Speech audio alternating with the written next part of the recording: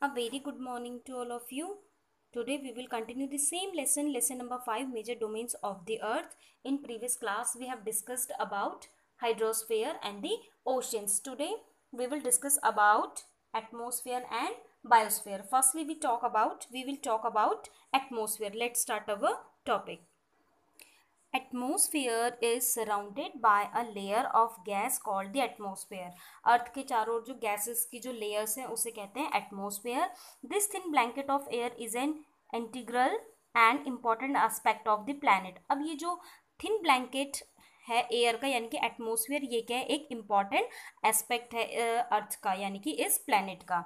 It provide us with the air we breathe and protect us from the harmful effects of sun rays. ये हमें क्या provide कराता है, air provide कराता है जिसको हम क्या करते हैं, ब्रीथ करते हैं, और हमें सन से आने वाली जितनी भी हार्मफुल जो रेज हैं उनसे प्रोटेक्ट करता है. The atmosphere extend up to a height of about 1600 kilometers.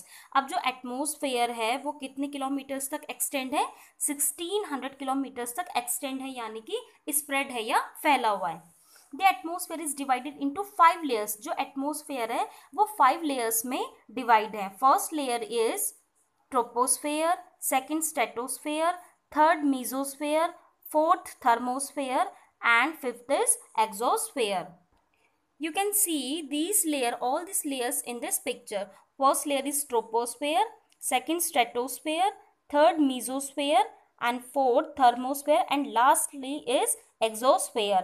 अब ये जो 5 layers हैं इनकी अपनी अपनी क्या है, कुछ प्रॉपर्टीज हैं. जो ट्रोपोस्फेयर है इसमें यहाँ पे क्या है, सारी जितनी भी क्लाइमेटिक रिलेटेड जो इवेंट्स होते हैं वो कौन सी लेयर्स में होती है, ट्रोपोस्फेयर में होती हैं. सेकेंड है स्ट्रेटोस्फेयर. स्ट्रेटोस्फेयर में क्या है, यहाँ पे क्लाउड्स नहीं होते, इसलिए यहाँ पे क्या एरोप्लेन्स या हेलीकॉप्टर्स वो क्या कर सकते हैं, फ्लाई कर सकते हैं. यहाँ पे क्या होता है, क्लाउड्स नहीं होते हैं. थर्ड लेयर है मेसोस्फेयर. ये क्या है, सबसे कोल्ड लेयर है. यहाँ पे जो टेम्परेचर है वो क्या है, सबसे ज़्यादा कम है, और ये क्या करती है, जितनी भी मीटेओराइट्स होती है उनको अर्थ के सरफेस पे आने से रोकती है. फिर फोर्थ है थर्मोस्फेयर. थर्मोस्फेयर में यहाँ पे क्या है, जितनी भी ये जो थर्मोस्फेयर जो लेयर है ये क्या करती है, वायरलेस जो कम्युनिकेशन है उसको क्या करती है, पॉसिबल बनाते हैं. फोर्थ है एक्सोस्फेयर. एक्सोस्फेयर में यहाँ पे क्या है, यहाँ पे हाइड्रोजन या हीलियम जो गैसेस हैं वो प्रेजेंट होती हैं, और यहीं पे क्या होती है, सारी सैटेलाइट्स क्या होती हैं, लॉन्च होती हैं. The atmosphere is composed mainly of nitrogen and oxygen. अब जो एटमोसफेयर है वो मेनली किस गैसेस से बना है, नाइट्रोजन से और ऑक्सीजन से. तो जो एटमोसफेयर में नाइट्रोजन है वो क्या है, 78% है, और ऑक्सीजन के 21% है, और बाकी जो अदर गैसेस है वो कौन कौन से, कार्बन डाइऑक्साइड हो गया, ऑर्गन, हीलियम, हाइड्रोजन, ये सारी गैसेस क्या है, कम परसेंट में अवेलेबल है एटमोसफेयर में.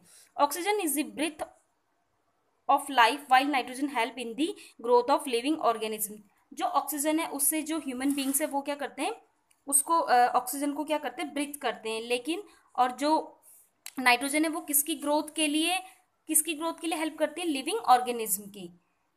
Carbon dioxide through present in minute amount, it is important as it absorb heat radiated by the earth. अब अर्थ में जो भी हीट होती है उसको कौन ऑब्जर्व करता है, carbon dioxide. Thereby keeping the planet warm. इससे क्या होता है, प्लैनेट जो अर्थ है वो क्या है, वार्म बनी रहती है, गर्म बनी रहती है. It is also essential for the growth of plant. जो कि प्लांट की ग्रोथ के लिए क्या है, इसेंशियल है.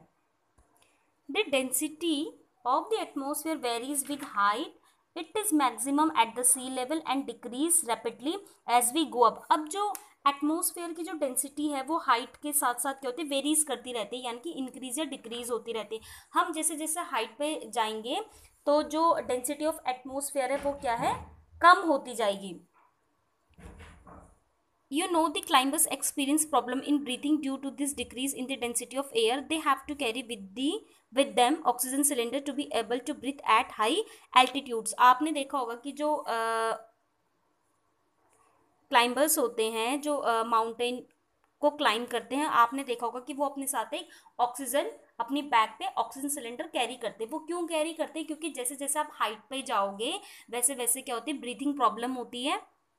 ब्रीथिंग प्रॉब्लम इसीलिए होती है क्योंकि जो डेंसिटी ऑफ एयर है वो क्या होती है, कम होती जाती है, इसीलिए क्लाइंबर्स को हमेशा अपनी बैक पे ऑक्सीजन सिलेंडर कैरी करना पड़ता है अगर वो हाइट पे जाते हैं। Our next topic is biosphere, the domain of life. अब बायोस्फीयर में ही क्या है, लाइफ है।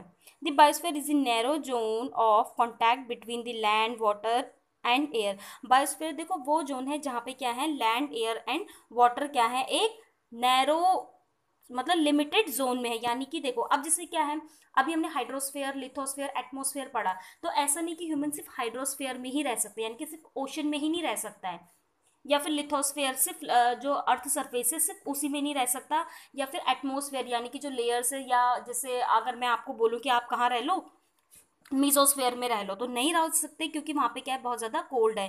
तो हम ना तो सिर्फ सिर्फ हाइड्रोस्फीयर में रह सकते हैं, ना ही केवल सिर्फ लिथोस्फीयर में रह सकते हैं, ना ही सिर्फ एटमॉस्फेयर में रह सकते हैं। हमें ये जो तीनों जोन हैं जिसमें एयर, लैंड एंड वाटर क्या है, लिमिटेड उसमें है, हमें वो जोन चाहिए। तो वो जोन कौन सा है, बायोस्फीयर, जिसमें लैंड एंड वाटर क्या है, एक लिमिटेड जोन में है। It is in this zone that life that is unique to this planet exists. There are several species of organisms that vary in size from microbes and bacteria to huge mammal. अब देखो जो ये biosphere है, यहाँ पे बहुत सारी several species हैं, यहाँ पे ऑर्गेनिज्म है, बैक्टीरिया है, ह्यूज मैमल से लेके सारे लिविंग ऑर्गेनिज्म कहाँ हैं, बायोस्फीयर में। एंड दी बायोस्फीयर में broadly be divided into the planet kingdom and the animal kingdom. अब जो बायोस्फीयर है उसको भी टू पार्ट्स में डिवाइड किया है, प्लांट किंगडम और एनिमल किंगडम में।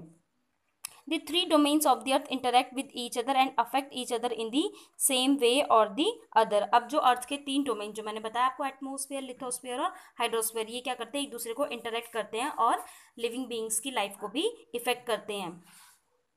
For example, cutting of forests for fulfilling our needs of food or clearing land for agriculture may lead to fast removal of soil from slopes. For example, देखो अगर हम अपने जो हमारे domains हैं, 3 domains, उनके साथ हम क्या करते हैं, छेड़छाड़ करते हैं, तो वो भी हमें इफेक्ट करते हैं। फॉर एग्जाम्पल अगर हम फॉरेस्ट की कटिंग करें वुड के लिए, या ट्रीज को कट करें एग्रीकल्चर के लिए, तो उससे क्या होगा, अब जितने कम पेड़ होंगे तो उससे क्या होगा, सोइल इरोजन होगा, जो हमारी लाइफ को क्या करेगा, इफेक्ट करेगा।